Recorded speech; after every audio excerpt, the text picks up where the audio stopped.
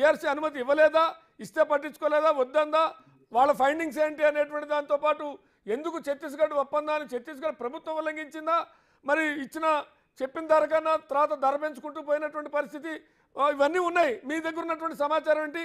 మీరు ఎక్స్పర్ట్గా మీరేం చెప్పదలుచుకున్నారు ఈ ఎపిసోడ్లో? నమస్కారం అండి, కో ప్యానల్ సభ్యులకు, అదేవిధంగా మోడరేటర్ గారికి, ప్రేక్షకులందరికీ కూడా నమస్కారం. ఈరోజు ప్రధానంగా ఛత్తీస్గఢ్ పీపీఏ పైన, అదేవిధంగా Yadadri Bhadradri thermal power stations యొక్క కన్స్ట్రక్షన్ పైన కమిటీ వేయడం జరిగింది. నరసింహారెడ్డి గారి కమిటీ. ప్రధానంగా ఛత్తీస్గఢ్కు సంబంధించినప్పుడు దీంట్లో అసలు ఆ ఛత్తీస్గఢ్ పీపీఏ చేసుకున్న తర్వాత ఒక 2-3 ఏళ్ల తర్వాత కానీ మనకు దాన్ని అమల్లోకి వచ్చే పరిస్థితి లేదు.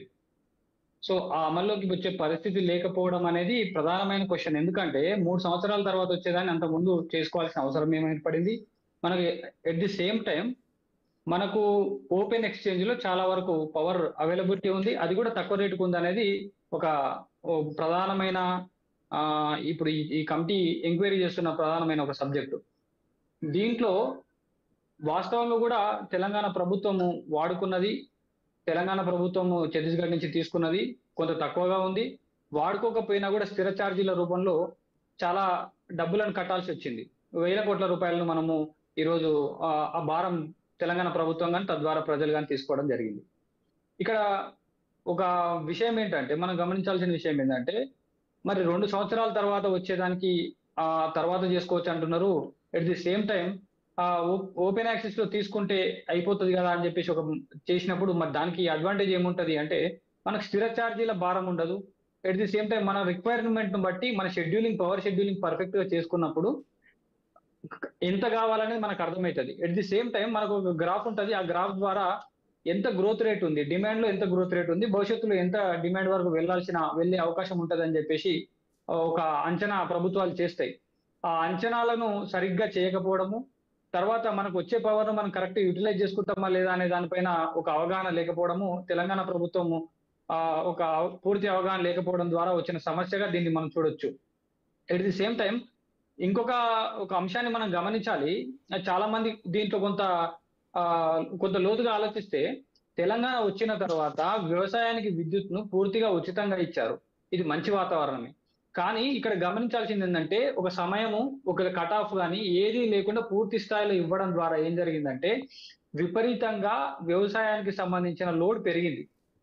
ఈ లోడ్ పెరగడం ద్వారా ఏం చేశారంటే, గవర్నమెంట్ దీంట్లో యాక్చువల్గా దీన్ని ఒక కాన్స్పిరసీ లాగా కూడా మనం చూడడానికి ఒక అవకాశం ఉంది. ఎందుకంటే లోడ్ ను పెంచి తద్వారా లోడ్ పెరుగుతుంది కదా అని చెప్పేసి మేము ఇంకొక పీపీఐ చేసుకుంటాము అంటే, లోడ్ పెరుగుతుంది, లోడ్ పెరగడం వల్ల రోడ్డు మీట్ అవుతున్నామని ఒక సాగును చూపించి ఎక్కువ పీపీఎల్ చేసుకోవాలి, ఎక్కువ పీపీఎల్ చేసుకుంటే దాంట్లో ద్వారా ట్రాన్సాక్షన్ ఎక్కువ జరుగుతుంది, దాని నుంచి ఒక లబ్ధి పొందొచ్చు అనే ఒక అంశాన్ని కూడా దీంట్లో గమనించాల్సిన అవసరం కూడా కనపడుతుంది.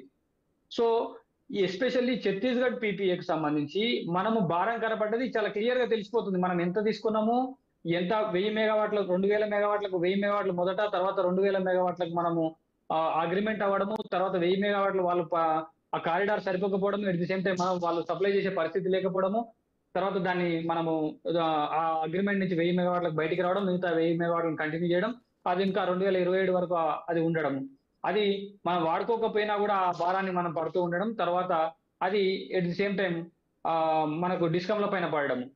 ఈ డిస్కంల పైన పడ్డ తర్వాత ఈ డిస్కంలను మళ్ళీ ఇవే ప్రభుత్వాలు మీరు కరెక్ట్ గా ఫైనాన్షియల్ మేనేజ్మెంట్ చేయలేకపోతున్నాయని చెప్పేసి డిస్కంలను బదనాం చేసి వాటిపైన శాంక్షన్స్ ని విధించడం, ఇవి సహజంగా జరుగుతున్న పరిస్థితి. అంటే నిర్ణయాలు తీసుకునేది ప్రభుత్వాలే, ఎట్ ది సేమ్ టైం వాళ్ళ నిర్ణయాలలో ఉన్న అవకతవకలు లేకపోతే సరైన నిర్ణయాలు తీసుకపోవడం వల్ల జరిగిన నష్టాన్ని మళ్ళీ నష్టం వచ్చేసరికి మాత్రం ప్రభుత్వ రంగ సంస్థల పైన చూయించి ఆ సంస్థల యొక్క పనితీరును ప్రశ్నిస్తున్న పరిస్థితి చాలా బాధాకరమైన పరిస్థితి.